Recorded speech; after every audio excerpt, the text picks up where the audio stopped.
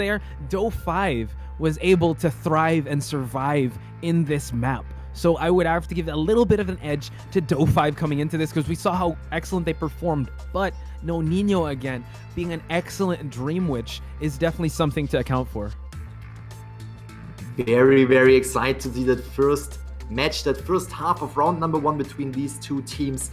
And yeah, as you already said, first round there will be a mechanic ban, and with that mechanic ban it still allows DOU5 to utilize the Mercenary, Seer and Ford, as well as, especially on this map, a very powerful survivor, which is the Priestess. And as you already said, it's very, very obvious how the strategies have been shifted from smaller maps and wildling usage to bigger maps and Priestess usage. Right now we can see NONINO going with the Sculptor for the Hunter pick, the global portal of the Priestess on exactly this map. So here we go, NONINO bringing the action, immediately going to Godkite. We have Afsi right there, and what we can see right there, transitioning away a little bit, we have the Seer as first target of NONINO. Will he be able to spot him right away?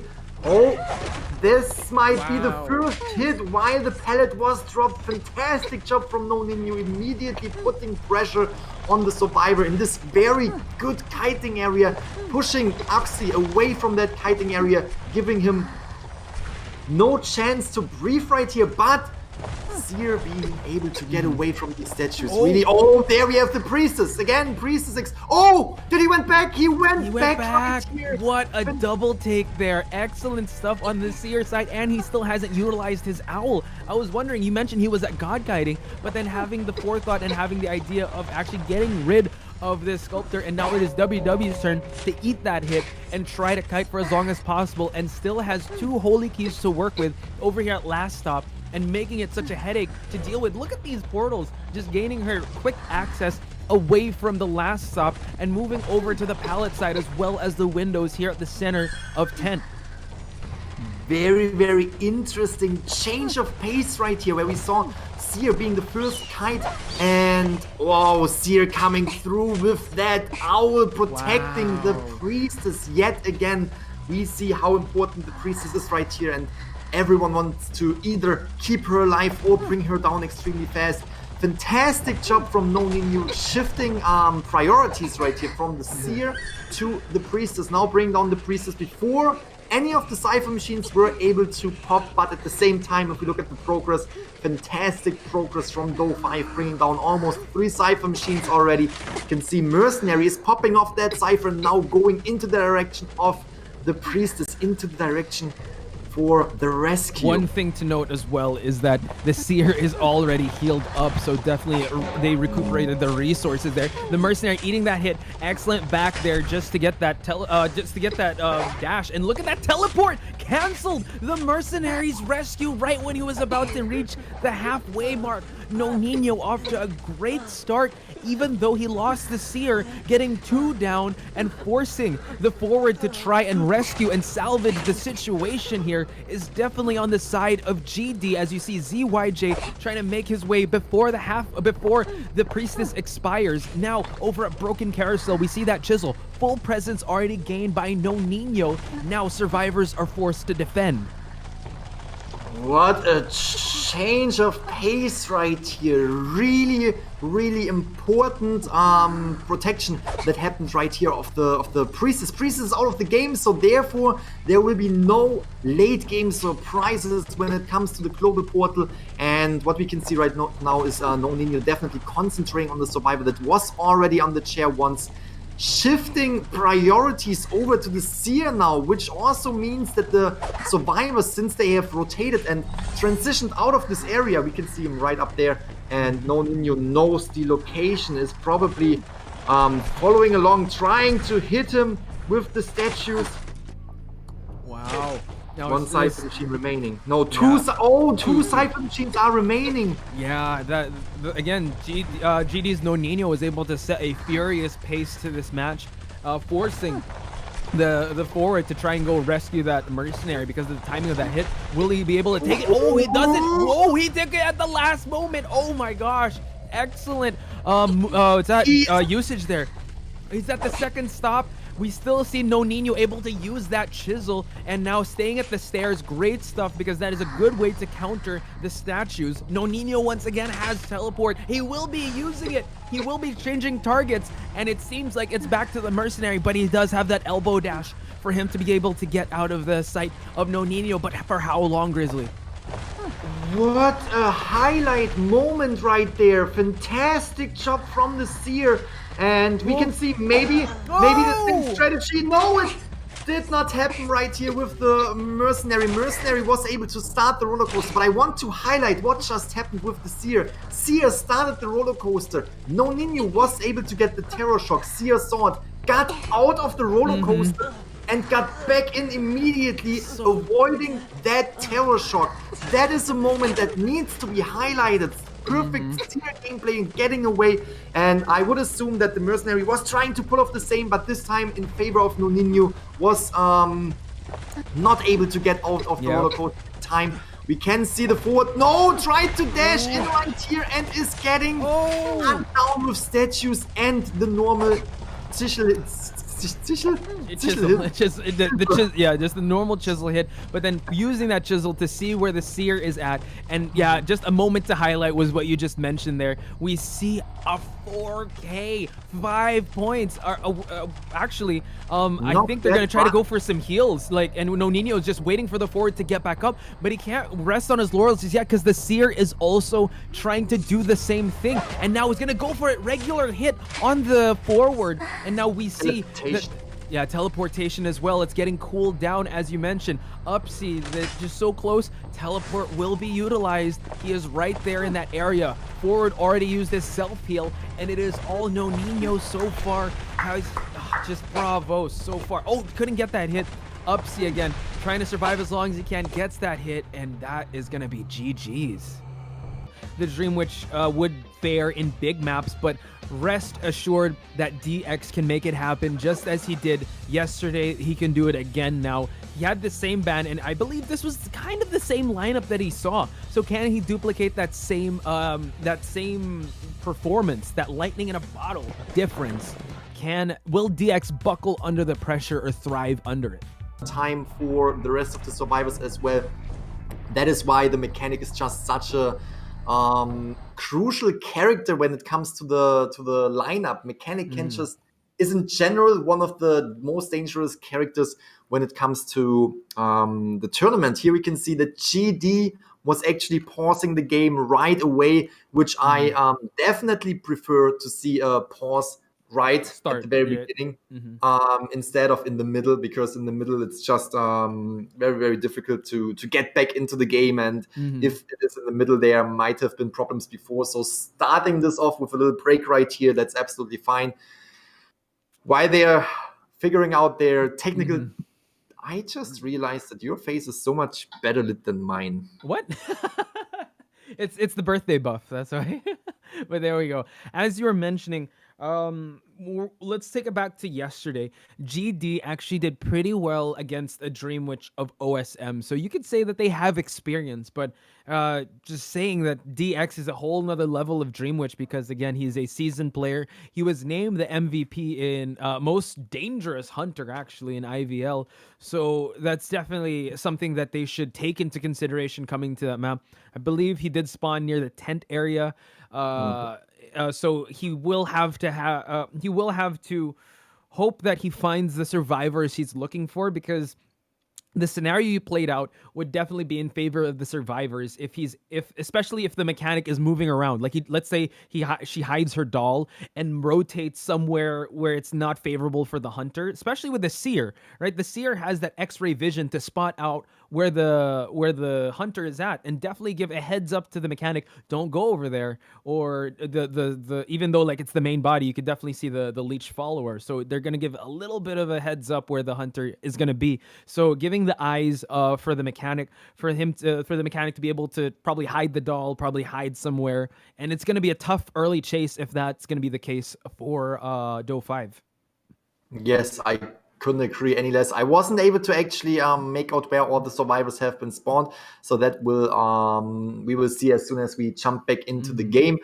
And yeah, you're right. Was getting spawned at the tent, was going into the direction of the last stop right there. So I'm very curious to see how this plays out. I'm very curious to see if the survivors are able to rotate around and buy a lot of time by basically denying DX to find the mechanic early in the game, or if again, we saw this with GD, who was just able to bring down the first survivor quite quickly, and that's something that you definitely want to keep in mind, that that's crucial, because even if you bring down the mechanic, if that is not happening early in the game, that means the rest of the survivors can bring down decoding, and that's for sure a little bit better than the mechanic being on the field, because mechanic can just bring twice the decoding to the ground if the doll is activated.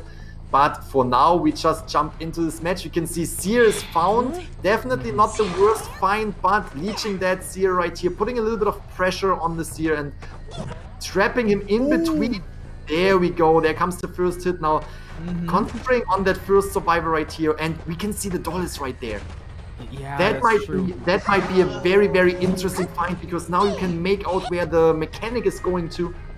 Yeah. And now we see that DX is still wanting to leech the Seer, does know where the mechanic is at, and the mechanic, I'm sure, already planted another doll in that process. Yuto, though, trying to buy as much time as possible for a possible rotation for the team, but the patroller is going to be dropped, and now we're going to see another hit swipe, but no, it was denied. Nice juke, but then again, the patroller just buying, giving the hunter the luxury of having a stable survivor to hit, and we're going to see another patroller down. Kit is in the area. Patroller is going around to try to get the ankles of this forward, going back and forth, and he's gonna get it. Very important move right here, because now you can easily get the Seer on the balloons with not necessarily taking too much attention, giving too much attention to the forward, because forward can dash in.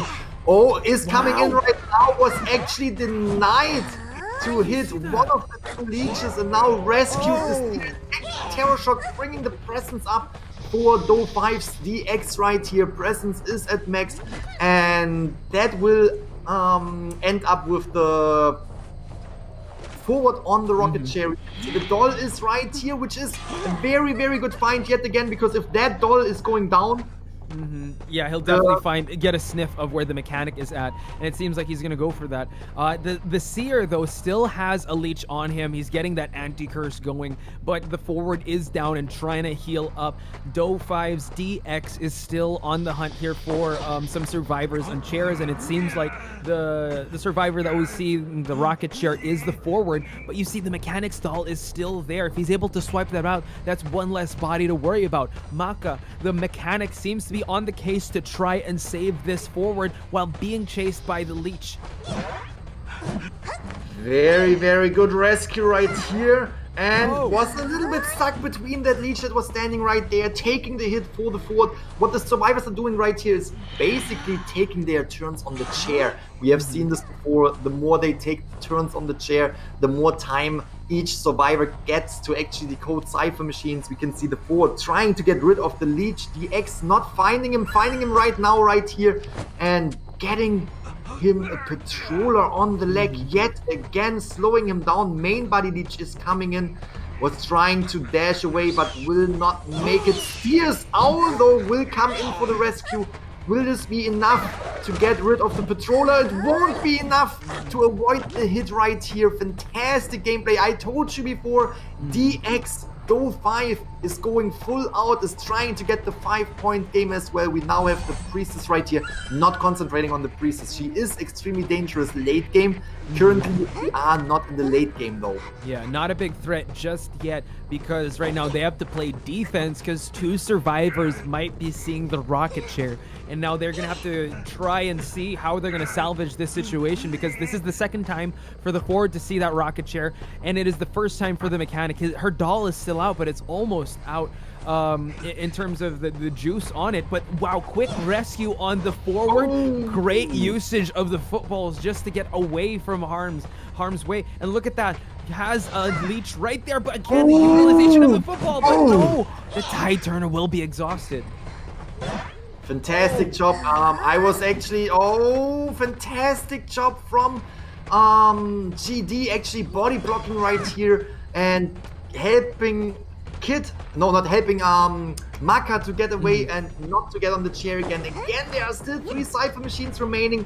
They are working on the Cypher machine, but still, is it enough to actually get one survivor through the gate or through the dungeon? This is at least the main goal that they have right here, to get one survivor out and to decide the first round for themselves. And on the other side, we have DOU5 DX right here. Oh, He predicting switched that to blink. Yeah, excellent stuff so far, but tries to go for that long swipe, and Maka so dangerous in that sandwich situation, and Maka will be falling down. DX ready with another leech for her. 3 Cyphers remaining, but Grizzly 3 are almost primed. So again, this map is so big, it's actually gonna be to the detriment of the survivors, because 3 survivors remaining, but 1 going back to the rocket chair for the second time. 2 pretty healthy, but again, 3 Cyphers need to get popped. That is the situation right here. 3 Cypher machines are almost done. One of it could be popped quite soon, but the thing is, first of all, late game Dream Witch can protect Cypher machines very, very well. That is extremely crucial. And with, let's just say, with 2 Cypher machines on the field, 1 on the rocket chair, it is extremely difficult to pop off 3 Cypher machines, because you need 1 survivor who goes in for the rescue. That leaves only 1 survivor to decode the Cypher machines. We saw the doll was going down twice, so there's no doll on the ground. You can see the priestess popping up that 1 Cypher machine, but now they have to split up. They have to split up. Maka right here getting chased. That means Macon, the priestess, needs to go in for the rescue. That also means nobody is decoding. The pressure that the Dream Witch is putting on these survivors is immense.